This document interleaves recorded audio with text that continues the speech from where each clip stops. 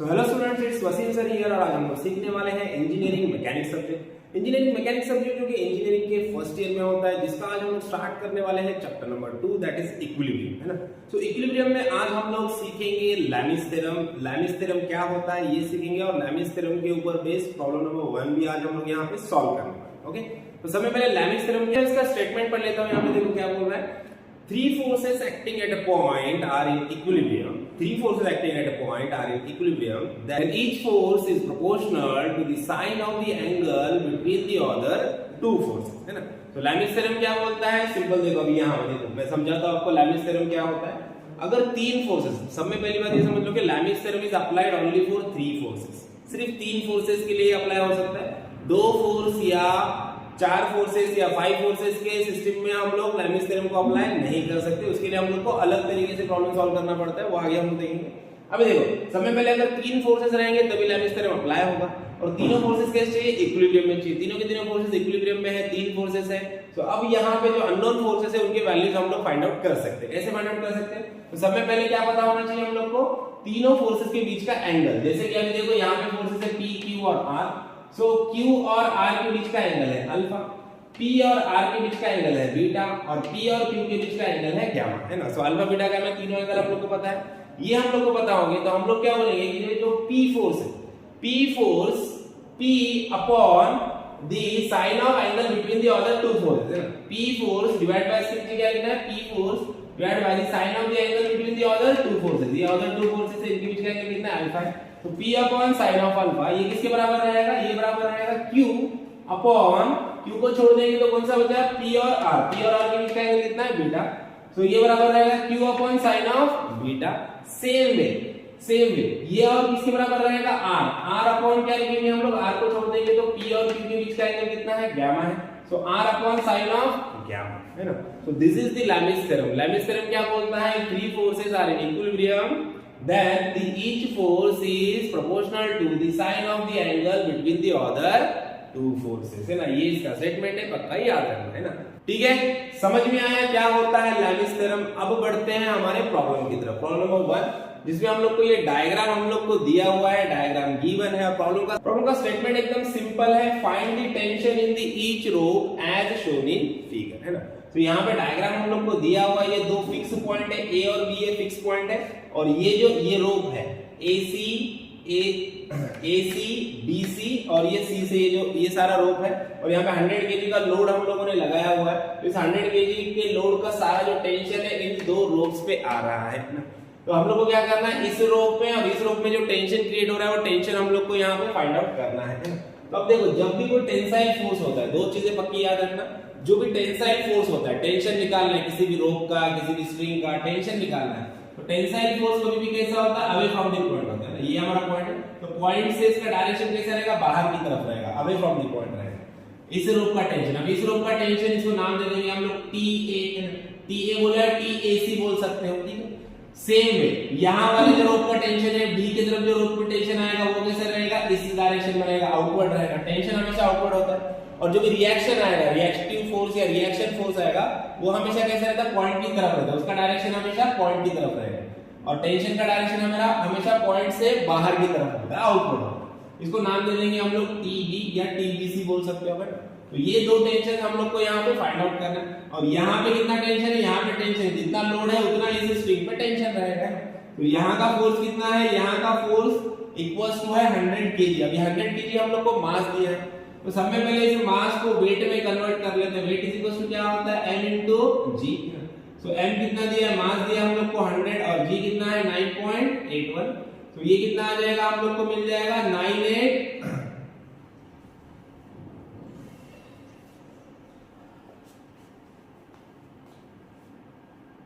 तो ये हम लोग को मिल जाएगा 981 न्यूटन। 981 न्यूटन का हम लोग को यहाँ पे वेट मिल चुका है। अब क्या करना है? अब हम लोग को यहाँ पे ये एंगल्स पता होना चाहिए। हम लोग को लैमिस थ्योरम अप्लाई करना है ना, तो लैमिस थ्योरम अप्लाई करने के लिए हम लोग को क्या पता करना है? एंगल्स। कौन सा? अल्फा बीटा और गामा। अल्फा बीटा गामा क्या होता है? हर फोर्सेस के बीच का, दो फोर्स के बीच का एंगल, है ना। अब यहाँ पे फोर्सेस कौन से TA है, TB है, और ये 100 kg के फोर्स को हम लोगों ने न्यूटन में कन्वर्ट किया। 981 न्यूटन का फोर्स है यहाँ पे ना। तो ये तीन फोर्सेस के बीच का एंगल हम लोग को पता होना चाहिए।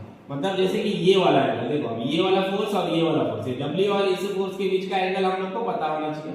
तो ये एंगल कितना रहेगा, देखो इस हॉरिजॉन्टल लाइन और इस वर्टिकल लाइन के बीच का एंगल कितना है, 90 डिग्री है ना। तो ये 90 डिग्री है, ये एंगल 90 डिग्री है, ये 30 है, तो ये कितना रहेगा, ये 60 डिग्री रहेगा। सिंपल है, 90 में से 30 माइनस करो, ये कितना रहेगा, 60 रहेगा। ये दो लाइन के बीच का एंगल 90 डिग्री है।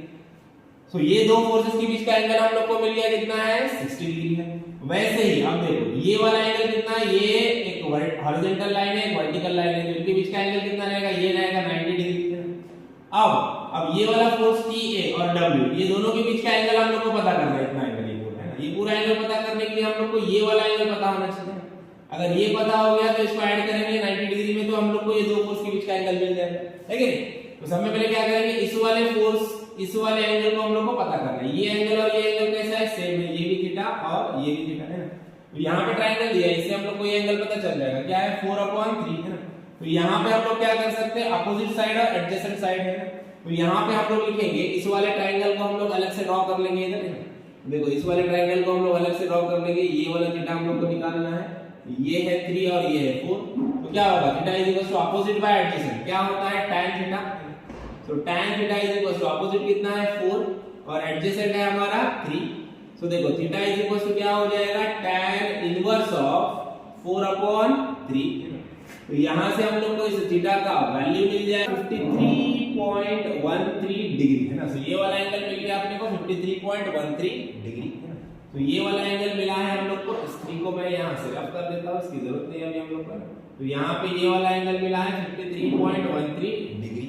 ओके, अब यहां से इतना एंगल, इन दो फोर्सेस के बीच का एंगल हम लोग को पता होना चाहिए, क्योंकि हम लोग को लेविस थ्योरम अप्लाई करना है, तो हर दो फोर्स के बीच का एंगल पता होना चाहिए। तो ये एंगल कितना होगा, 90 प्लस 53.13।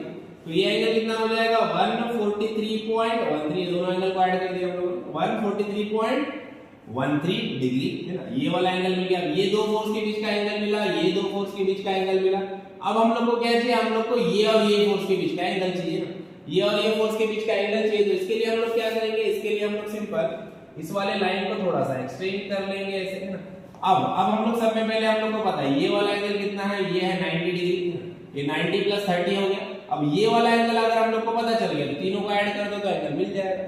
तो सिंपल क्या करेंगे, ये वाला एंगल फाइंड आउट करेंगे। तो इसके लिए क्या करेंगे, ये टोटल है 90 डिग्री, ये वर्टिकल लाइन और इस हॉरिजॉन्टल लाइन के बीच का एंगल है 90 डिग्री, इस और इस लाइन के बीच का।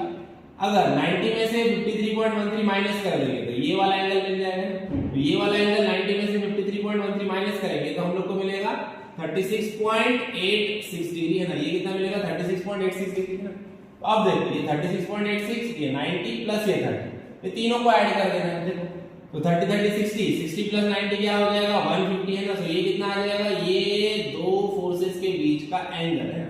ये वाला एंगल हम लोग को मिल जाएगा 156.86 डिग्री है ना, 156.86 डिग्री। तीनों एंगल हम लोग को मिल चुके हैं ना। अब तीनों एंगल मिल गए, अगर अपने को ऐसे डाउट हो रहा है कि हमने जो एंगल निकाला है वो करेक्ट है कि नहीं है, तो उसको क्रॉस चेक कर सकते हो आप। ये तीनों एंगल जो आपने फाइंड आउट किए, तीनों का एडिशन करो। तीनों का एडिशन कितना आना चाहिए, 360 डिग्री आना चाहिए ना। तीनों का एडिशन 360 आ रहा है, मतलब हमने जो एंगल फाइंड आउट किए वो करेक्ट है, ठीक है। तो तीनों का एंगल हम लोगों ने, तीनों एंगल्स हम लोगों ने फाइंड आउट कर लिए। अब क्या करना है, अब इस डायग्राम का एक फ्री बॉडी डायग्राम निकालना है ना। क्या निकालना है, फ्री बॉडी डायग्राम निकालना है, जिसमें सिर्फ रहेंगे फोर्सेस और रहेंगे एंगल्स है। तो जिससे कि हम लोग को प्रॉब्लम सॉल्व करने में आसानी हो जाएगी। और फिर इस प्रॉब्लम को हम लोग को सॉल्व करना है। देखो यहाँ पे हम लोगों ने तीन फोर्सेस बता दिए। ये वाला फोर्स है हमारा टेंशन TA, और ये वाला फोर्स है हमारा टेंशन TB, और यहाँ पे हमारा वेट है कितना है 981 न्यूटन, इसको न्यूटन में कन्वर्ट किया। ये वाला एंगल हम लोगों ने फाइंड आउट किया कितना है 60 डिग्री है। यहां से इस फोर्स के बीच का एंगल ये वाला हम लोगों ने फाइंड आउट किया 156.86 डिग्री है, 156.86 है। और ये वाला एंगल भी हम लोगों ने फाइंड आउट किया, ये दोनों फोर्स के बीच का एंगल ये कितना है, ये है 143.13 डिग्री है। अभी देखो तीनों फोर्स हम लोगों ने यहाँ पे ड्रॉ किया, और फोर्सेस के बीच के एंगल भी हम लोग को पता है। अब हम लोग लेविस थ्योरम अप्लाई कर सकते हैं। लेविस थ्योरम अप्लाई करेंगे, TB और TA का वैल्यू यहाँ पे मिल जाएगा। ओके, तो सब में पहले यहाँ पे क्या लिखेंगे, सब में पहले लिखेंगे हम लोग यहाँ पे by applying Lami's theorem. By using Lami's theorem और बाय अप्लाइंग लैमिस थ्योरम। तो by applying Lami's theorem, Lami's theorem क्या बोलता है, लैमिस थ्योरम का स्टेटमेंट हम लोग को लिखना है, ये वाला सेम स्टेटमेंट आप लोग यहाँ पे लिख सकते हो या फिर डायरेक्टली प्रॉब्लम के साथ उसको स्टेटमेंट को डिफाइन करो। देखो जैसे कि पहला फोर्स क्या है हमारा W है, तो ये W पहला वाला फोर्स लिख दो हमारा W that is 981 divided bye, अब W के डिवाइडेशन में क्या आएगा, W को छोड़ दो, अब इसको छोड़ दो तो बाकी की कौन से फोर्सेस है, T और TB है, T और TB के बीच का एंगल कितना है 156.86 है, इक्वेशन है 156.86 है।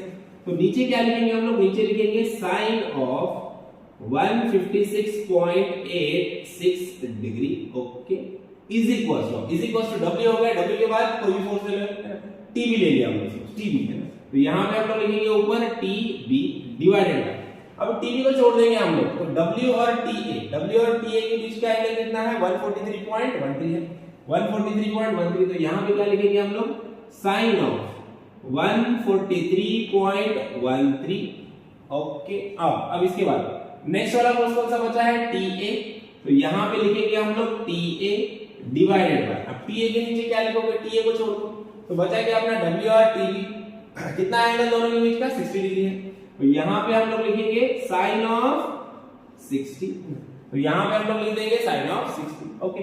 अब देखो लैमिस थ्योरम का इक्वेशन बन गया, अब तीनों इज इक्वल्स टू है, तो सब में पहले क्या करना है, ये दोनों को इक्वेट करो, ये दो इक्वेशन को इक्वेट करो, TB मिल जाएगा, फिर ये और ये इक्वेशन को इक्वेट करो, TA मिल जाएगा, सिंपल है ना। और सब में पहले ये दो इक्वेशंस को इक्वेट करते हैं हम लोग, देखो अब ये दो इक्वेशन को इक्वेट करोगे आप, तो यहाँ पे देखो, यहाँ पे ये पता है, ये पता है, ये पता है, TB निकालना है, तो sin 143.13, इसको ये डिवाइडेशन में इसको इधर लेके आओ, मल्टीप्लिकेशन में जाएगा, तो देखो यहाँ पे TB इज इक्वल टू क्या हो जाएगा, TB इज इक्वल टू ये W कितना है 981 अपॉन साइन ऑफ 156.86, ये एज इट इज है, sin 143.13 इधर आएगा तो इधर मल्टीप्लिकेशन में चला जाएगा, तो इधर हम लोग लिखेंगे इनटू साइन ऑफ 143.13, इसको इधर लेके आ गया, ये इक्वेशन को छोड़ दो, ये दो इक्वेशन को देखना है, दोनों इज इक्वल टू में, इसको इधर लेके आए, ये डिवीजन में था मल्टीप्लिकेशन में आया, अब यहां से TB हम लोग को मिल जाएगा, इसको कैलकुलेट करना सारा कैलकुलेशन, तो TB का वैल्यू हम लोग को यहां पे मिल जाएगा 1498.41 न्यूटन है ना, सो 1498.41 न्यूटन ये मिल गया TB का वैल्यू। अब हम लोग को निकालना है TA का वैल्यू, TA का वैल्यू निकालने के लिए हम लोग क्या करेंगे, सबसे पहले इसको रफ कर देंगे, TA का वैल्यू फाइंड आउट करने के लिए हम लोग क्या करेंगे, TB और TA का इक्वेशन यूज कर सकते हो या T और W का इक्वेशन यूज कर सकते हो, तो हम लोग T और W का इक्वेशन यूज करेंगे, तो T और W का इक्वेशन क्या है, सबसे पहले यहां पे लिख देना equation 981 divided by sine of कितना है, sine of 156.86, sine of 156.86 is equal to क्या करेंगे, ये वाला equation TA upon sine of 60, TA upon sine of 60, okay. TA का वैल्यू निकालना है, sin 60 इधर डिवीजन में इधर गया तो मल्टीप्लिकेशन में चला जाएगा, तो TA इज इक्वल टू क्या हो जाएगा 981 upon sine of 156.86 into sine of 60, तो कैलकुलेटर में पुट कर लो और इज इक्वल टू का बटन दबाएंगे, तो यहां पे हम लोग को TA का वैल्यू मिल जाएगा 2162.76 न्यूटन है, 2162.76 न्यूटन। तो इस तरह से हम लोग को tension in rope AB and tension in rope BC दोनों का वैल्यू हम लोग को यहाँ पे मिल चुका है। आई होप आप लोग को प्रॉब्लम अच्छे से समझ में आया है, वीडियो अच्छा लगा है तो वीडियो को लाइक कीजिए, ज्यादा से ज्यादा अपने दोस्तों के साथ शेयर कीजिए और चैनल को सब्सक्राइब करना ना भूलिए। तो मिलते हैं नेक्स्ट वीडियो में नेक्स्ट प्रॉब्लम के साथ, तब तक के लिए थैंक यू, बाय बाय।